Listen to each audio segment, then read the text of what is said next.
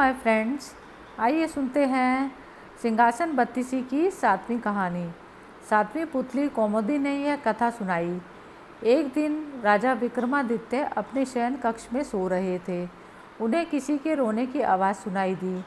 तब उन्होंने ध्यान लगाकर सुना तो वह नदी के दूसरी तरफ से आ रही थी।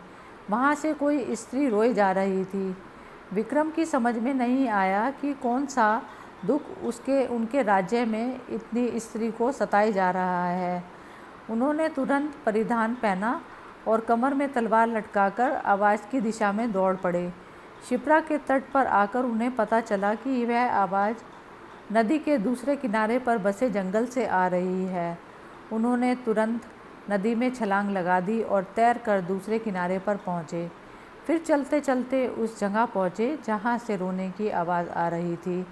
उन्होंने देखा कि झाड़ियों में बैठी एक स्त्री रो रही है। उन्होंने उस स्त्री से रोने का कारण पूछा। स्त्री ने कहा कि वह कई लोगों को अपनी व्यथा सुना चुकी है, मगर कोई फ़ायदा नहीं हुआ। राजा ने उसे विश्वास दिलाया कि वे उसकी मदद करने का हर संभव प्रयास करेंगे। तब स्त्री ने बताया कि वह एक चोर की पत्नी है और पकड़े जाने पर नगर कोतवाल ने उसे वृक्ष पर लटका दिया। राजा ने पूछा, क्या वह इस फैसले से खुश नहीं है? इस पर औरत ने कहा कि उसे इस फैसले पर कोई आपत्ति नहीं है, लेकिन वह अपने पति को भूखा प्यासा लटकता नहीं देख सकती। चूँकि न्याय में इस बात की चर्चा नहीं है कि वह भूखा प्यासा रहे, इसलिए वह उसे भोजन और पानी देना चाहती है। विक्रम ने पूछा कि अब तक उसने ऐसा किया क्यों नहीं। इस पर स्त्री बोली कि उसका पति इतनी ऊंचाई पर टंगा हुआ है कि वह बगैर किसी की सहायता के उस तक नहीं पहुंच सकता, और राजा के डर से कोई भी दंडित व्यक्ति की मदद करने को तैयार नहीं होता। तब विक्रम ने कहा कि वह उनके साथ चल सकती है। दरअसल वह औरत पिशाचिनी थी और वह लटकने वाला व्यक्ति उसका पति नहीं था। वह उसे राजा के कंधे पर चढ़कर खाना चाहती थी। जब विक्रम उस पेड़ के पास गए तो वह उस व्यक्ति को चट कर गई। तृप्त होकर विक्रम को उसने मनचाही चीज़ मांगने को कहा। विक्रम ने कहा वह अन्नपूर्णा प्रदान करे, जिससे उनकी प्रजा कभी भूखी ना रहे। इस पर वह पिशाचिनी बोली कि अन्नपूर्णा देना उसके बस में नहीं, लेकिन उसकी बहन प्रदान कर सकती है। विक्रम उसके साथ चलकर नदी के किनारे आए और जहाँ एक झोपड़ी थी। पिशाचिनी के आवाज़ देने पर उसकी बहन बाहर निकली।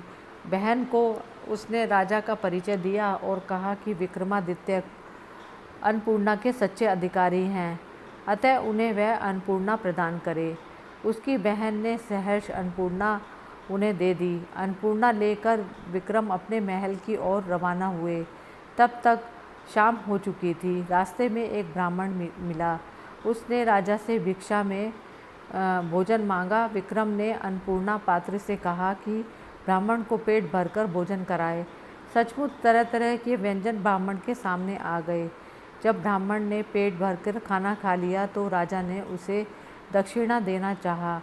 ब्राह्मण अपनी आँखों से अन्नपूर्णा पात्र का चमत्कार देख चुका था, इसलिए उसने कहा, अगर आप दक्षिणा देना चाहते ही हैं तो मुझे दक्षिणा स्वरूप में यह पात्र दे दें, ताकि मुझे किसी के सामने हाथ ना फैलाना पड़े।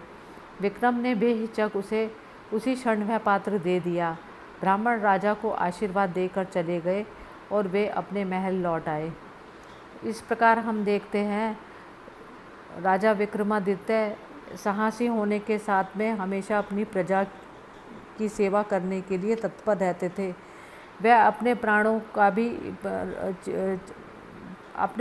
भी प्रकार हम देखते हैं कि राजा विक्रमादित्य साहसी होने के साथ में वह अपनी प्रजा के लिए कुछ भी कर सकते थे।